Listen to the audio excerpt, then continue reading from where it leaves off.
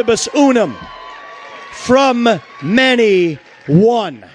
And you know, Vivek Ramaswamy, born August 9th, 1985, is an American businessman and a political candidate.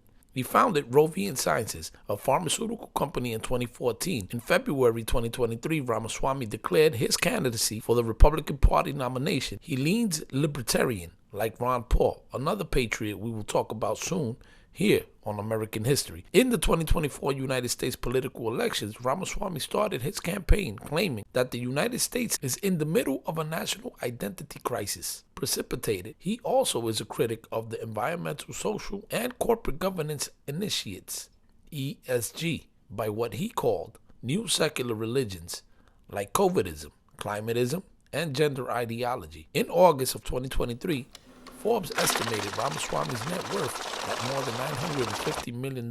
His wealth comes from biotech and financial businesses. He is from humble beginnings. Born to Indian Hindu immigrant parents and raised in Cincinnati, Ohio, his families are Tamil-speaking Brahmin from Kerala. His father, Vivek Ramaswamy, a graduate from the National Institute of Technology, Calicut, worked as an engineer and a patent attorney for General Electric, while his mother, Greta Ramaswamy, a graduate of Mysore Medical College and Research Institute, worked as a geriatric physician. Ramaswamy's long list of education and schools he attended will be in the description below. The man has so many merits, I would have to make another video on him. So let's continue.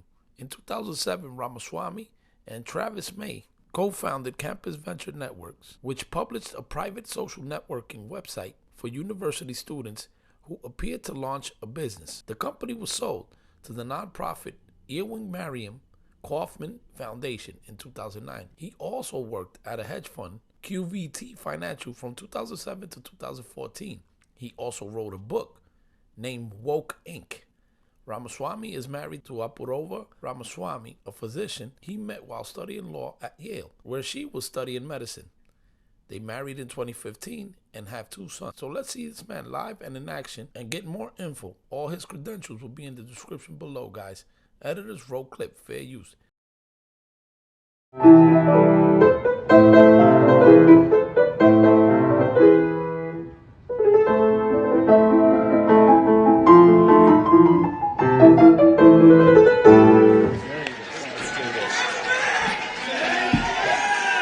let's do this, guys.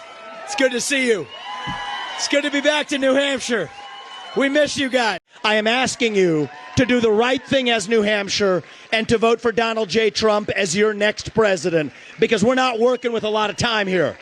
If our kids are in high school before we get this right, we don't have a country left. That's what it means. We've been celebrating our diversity and our differences for so long that we forgot all of the ways that we are the same as Americans, bound by that common set of ideals that set this country into motion. We believe those ideals still exist. This man is going to be your next president to revive them.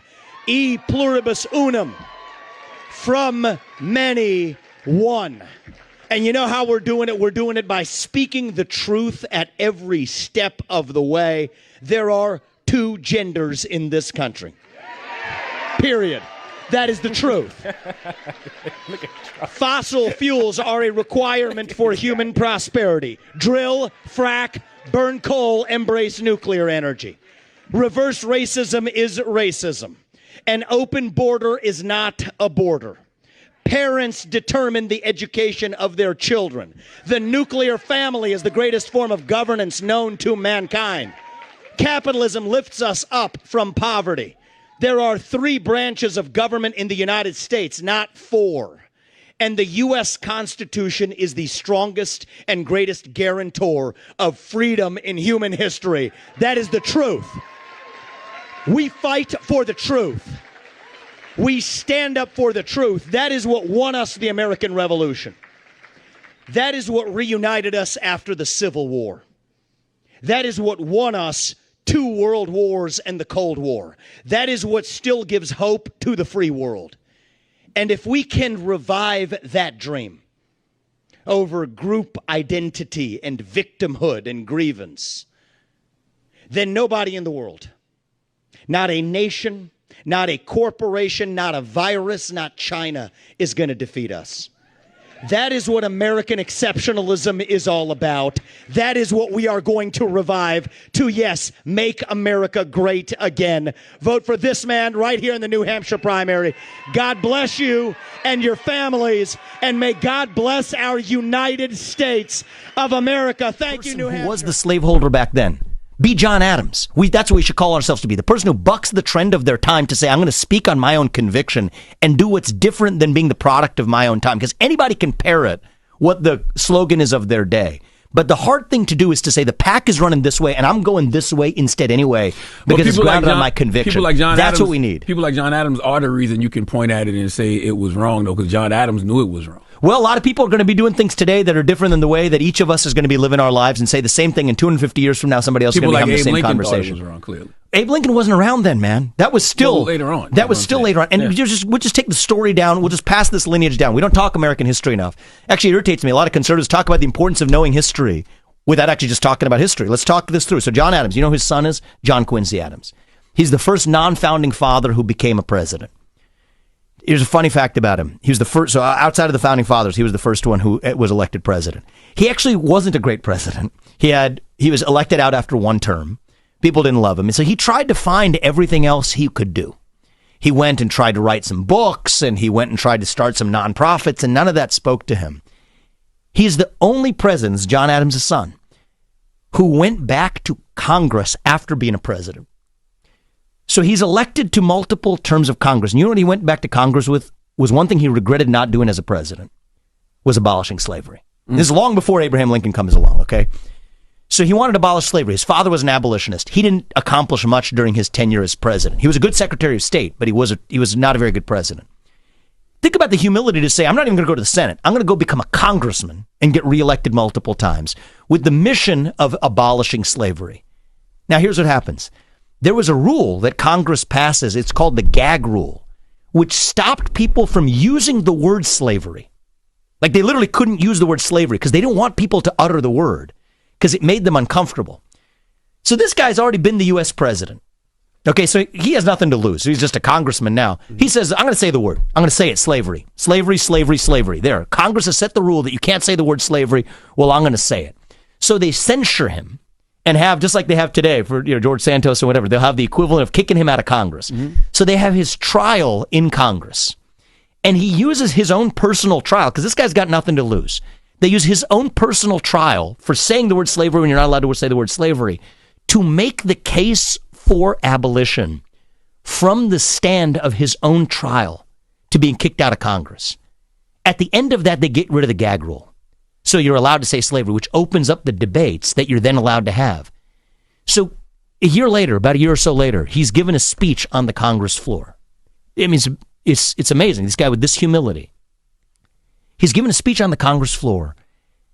He has a stroke in the middle of his speech. He dies right there. He doesn't die quite yet. They take him up to the upstairs room, keep him alive for another couple days. And eventually he dies up in that anteroom outside in the same Congress where he then devoted that later stage of his career. And they took volunteers for who's going to be the person who carries out his funeral rites and carries him out. And the guy who raises his hand and does it was a first-term congressman nobody had heard of, hadn't said a word, by the name of Abraham Lincoln. Hey guys, it's Jose, your regular Joe Blow again, keeping an eye out and my ears open to raw talent and a true patriot that loves America and is currently putting America first. This is much needed in these times. God only knows all prayers is much needed for these two gentlemen, Vivek Ramaswamy and Donald J. Trump, because the hate and backlash coming to them will be crazy. In the meantime, sir, full salute. Thank you for your services and patents. Your inventions and medicine will continue to help our humanity. I will pray Mr. Trump considers you for a spot as VP or any position in his administration in 2024. Godspeed. Thank you guys as always. Don't forget to do your own research. And I appreciate each and every one of you wholeheartedly. Thank you. Thank you. Thank you so much for your support. Thank you for letting me do my best to bring you the best. Stay free.